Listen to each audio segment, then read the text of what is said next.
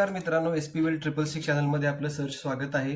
तर आजचा व्हिडिओ हा specially India Benz import of drones म्हणजे ड्रोन स्टॉकवर आहे. मागचा व्हिडिओ मी बघितला होता की मोदी गव्हर्नमेंट चा फायदा आपल्या रेल्वे स्टॉक्सवर कसा होईल, त्याचे मी रेल्वेचे एक 3-4 स्टॉक सांगितले होते. त्याचे तुम्ही व्हिडिओ बघितला असणार आहे, प्लस त्याचे अपसाईड पण तुम्ही बघितले असणार आहे.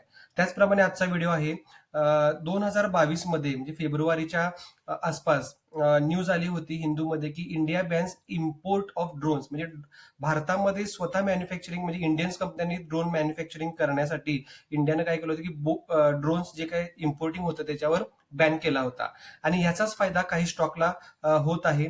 त्यातला जर शेवटचा स्टॉक जर तुम्ही ऐकला तर तुम्हाला सुद्धा ही धक्का बसेल. तर बघूया आपले ते कोणते 3 स्टॉक आहेत की ज्याच्यामध्ये आपण बेट करू शकतो लॉंग टर्म साठी.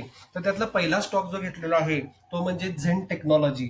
तर झेन टेक्नॉलॉजी हा असा स्टॉक आहे की जो इलेक्ट्रॉनिक्स इक्विपमेंट तयार करतो पण तो ड्रोन तयार करत नाही, पण त्याचं मेन काम काय आहे की अँटी ड्रोन सिस्टीम तयार करणे. तर अँटी ड्रोन सिस्टीम तयार करणे हे त्याचं महत्वाचं काम आहे. आणि जर याचा 1 वर्षाचा जर आढावा घेतला तर 1 वर्षामध्ये हा त्याने ऑलमोस्ट तुम्ही बघू शकता की किती टक्के रिटर्न दिलेला आहे. काय 284% रिटर्न दिलेला आहे.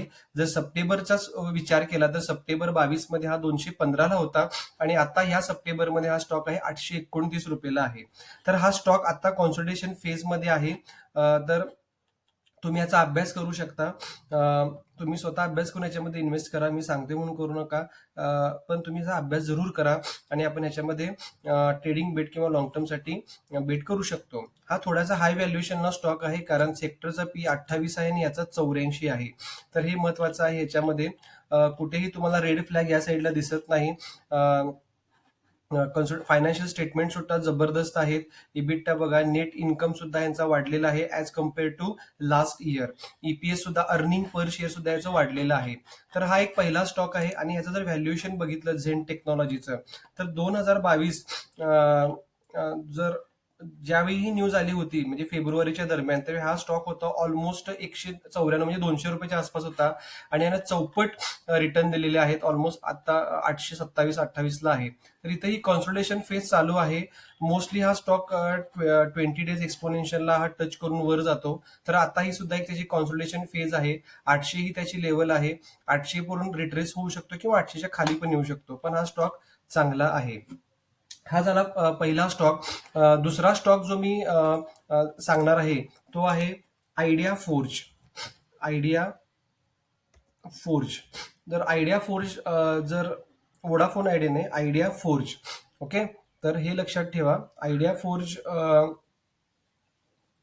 टेक्नॉलॉजी.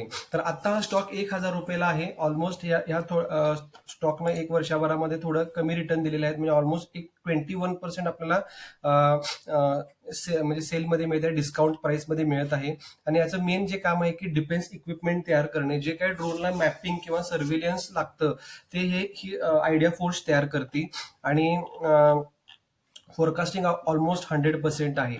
तर याचा जर आपण चार्ट बघितला तर आयडिया फोर्ज, तर आयडिया फोर्ज आत्ताच तुम्हाला 1000 मी किंमत दाखवली होती, तर 1014 म्हणजे ऑलमोस्ट हा स्टॉक 7 जुलै ला 1000 म्हणजे 1300 रुपयाला होता आणि आता तो 1014 ला आहे.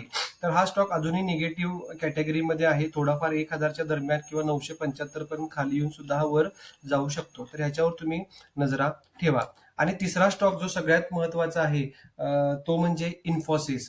इन्फोसिस हा तुम्हाला वाटेल की सॉफ्टवेअर क्षेत्रातला स्टॉक आहे, पण इन्फोसिसने सुद्धा आयडिया फोर्ज मध्ये इन्व्हेस्टमेंट केलेली आहे. ऑलमोस्ट आयडिया फोर्ज मध्ये त्याचा 4%च्या आसपास शेअर आहे. तर इन्फोसिस महत्वाची कंपनी आहे ड्रोन मॅन्युफॅक्चरिंग मध्ये. आणि ड्रोन मॅन्युफॅक्चरिंग मध्ये का तर जे आयडिया फोर्सचं काम आहे मॅपिंग सर्व्हिलन्स, त्याचं जे काय सॉफ्टवेअर प्रणाली असेल त्या इन्फोसिस त्यांना प्रोव्हाइड करतं.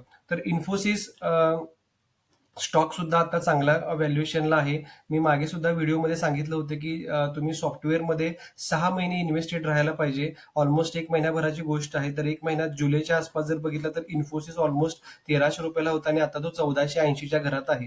तर इन्फोसिस लॉंग टर्म साठी चांगला स्टॉक आहे. 1480 त्याचा एक रेजिस्टन्स पॉईंट आहे हा जर तुटला, आता इथे रेजिस्टन्स फेस करून रिट्रेसमेंट झालेला आहे, तर हा स्टॉक ज्यावेळी 1480 तुटेल त्याला दुसरा रेजिस्टन्स डायरेक्ट 1600च्या आसपास आहे. 1560, 1550 आणि 1600 असा रेजिस्टन्स आहे.